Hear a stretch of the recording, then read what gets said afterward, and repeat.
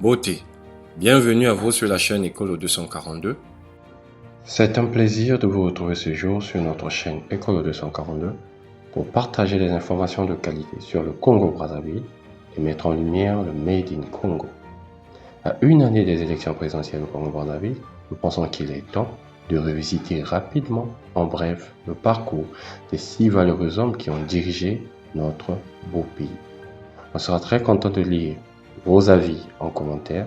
Sans plus tarder, voici les 6 présidents de la République du Congo-Brazzaville de 1958 à 2025.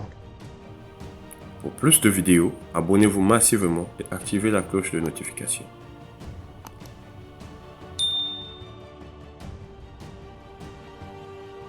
Le président Fulbert Yulu. Il a eu le privilège d'être le premier président de la République du Congo. De Madibou à Madrid, cet homme d'église désavoué par l'église pour son engagement politique va diriger le Congo de 1958 à 1963. Plusieurs fois candidat malheureux dans les élections, il va réussir à gagner la mairie de Brazzaville le 18 novembre 1956. Il est celui qui va conduire les travaux pour la construction du nouvel État. C'est ainsi qu'il est d'abord Premier ministre, puis officiellement président de la République le 21 novembre 1959. Né le 9 juin 1917 à Madibou, il va s'éteindre à Madrid le 5 mai 1972.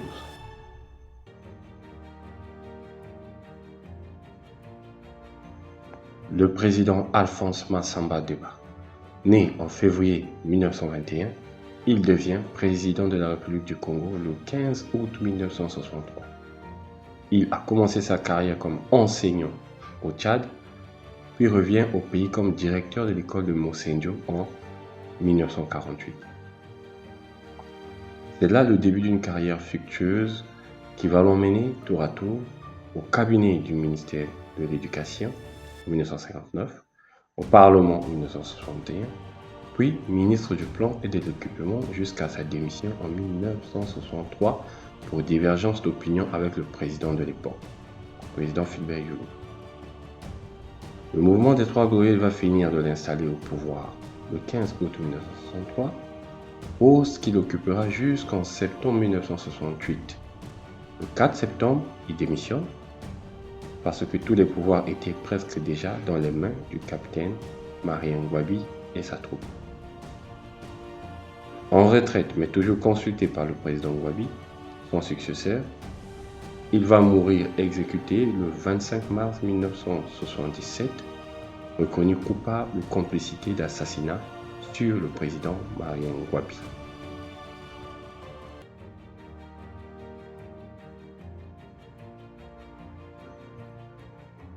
Le président Marien Ngouabi. C'est le premier militaire à la tête de la République du Congo, le président capitaine Marien Ngouabi. C'est un ancien enfant de troupe qui vient de Wando et qui a servi en RCA et au Cameroun avant de rentrer au pays en 1960 en tant que sous-officier. Il est la même année envoyé en France pour 2 ans de formation. Il revient officier en 1962. Il est sous-lieutenant. Il occupe les fonctions d'adjoint commandant du bataillon d'infanterie à Pointe-Noire, puis est promu lieutenant en 1963. Peu de temps après, il est capitaine commandant du tout nouveau bataillon parachutiste des forces armées congolaises.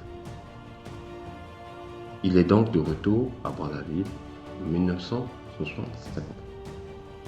Les divergences d'opinion avec le pouvoir d'alors lui permettent de renverser la pyramide et de s'imposer comme homme solution. C'est ainsi qu'entre 1966 et 1968, il rentre officiellement au sommet de l'appareil de l'État en devenant membre du comité central du Mouvement national de la Révolution. Là, il concentre déjà tous les pouvoirs sur lui, mais il faut attendre le 1er janvier 1969 pour qu'il prête officiellement serment comme président de la République. Plus ou moins 9 ans à la tête de l'État congolais, il va être brutalement assassiné le 18 mars 1977.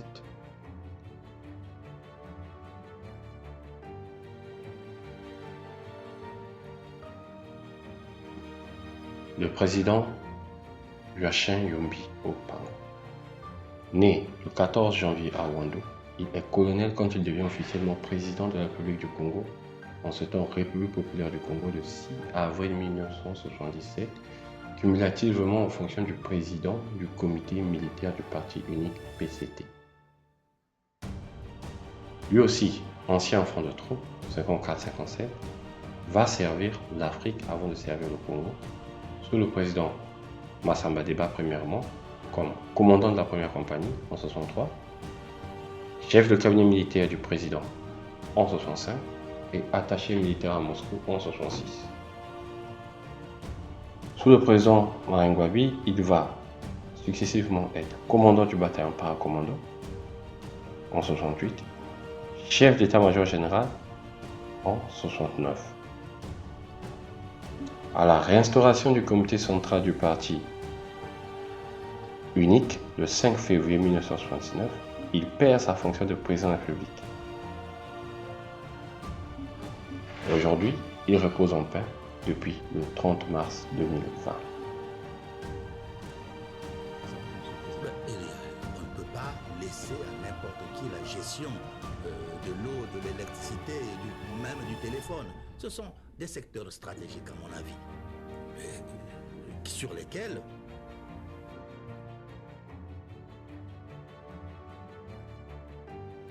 le président Pascal Lissouba. Il arrive au pouvoir après la conférence dite nationale, acte par excellence pour faire rentrer le Congo dans l'ère du multipartisme. De tous les présidents de la République du Congo, professeur Pascal Lissouba est celui qui détient le parcours académique le plus éloquent à ce jour. Baccalauréat à Nice, en France, en 1952. Ingénieur agronome en 1958, puis docteur en sciences et maître de conférences en biologie végétale en 1961. Pour le Congo de moins de 2 500 000 habitants, c'est remarquable. Après la perte du pouvoir par la guerre civile, l'exil par Dolisie en passant par le Gabon, le Burkina puis Londres, avant de poser ses valises, le dernier voyage en France,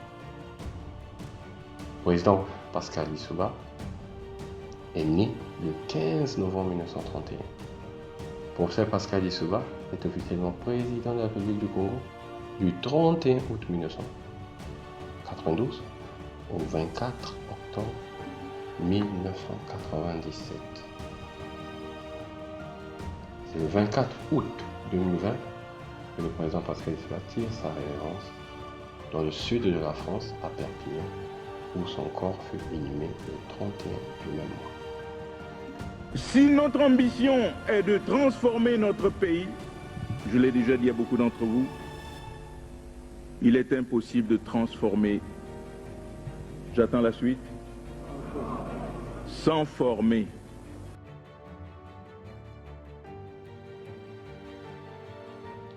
Le président Denis Sassou Nguesso,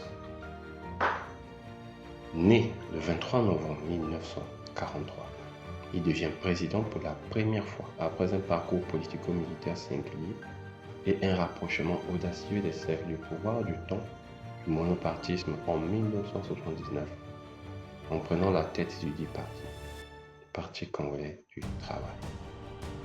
Un poste qu'il va réussir à conserver jusqu'en 1992, avant de le perdre à l'arrivée du multipartisme face au professeur Pascal Lissouba. 5 ans après, soit le 25 octobre 1997, il va réussir à revenir au pouvoir après 3 mois de guerre civile. Depuis lors, il est à la tête de la nation congolaise et est pressenti, encore aujourd'hui, pour un nouveau mandat en 2026. M'inspirant ainsi de la sagesse de chez nous, qui nous enseigne que la bonne connaissance et la bonne mesure du passé et du présent sont de puissants leviers d'une bonne préparation de l'avenir. Ce n'est que bon sens. Ainsi s'achève donc la présentation des 6 présidents qui ont conduit la destinée du Congo-Brazzaville de 1958 à 2025. En tout, un homme d'église, un enseignant instituteur, 3 militaires,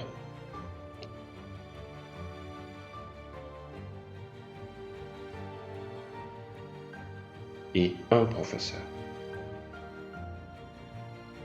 Nous avons au Congo-Brazzaville la particularité de n'avoir à ce jour aucun ancien président de la République vivant.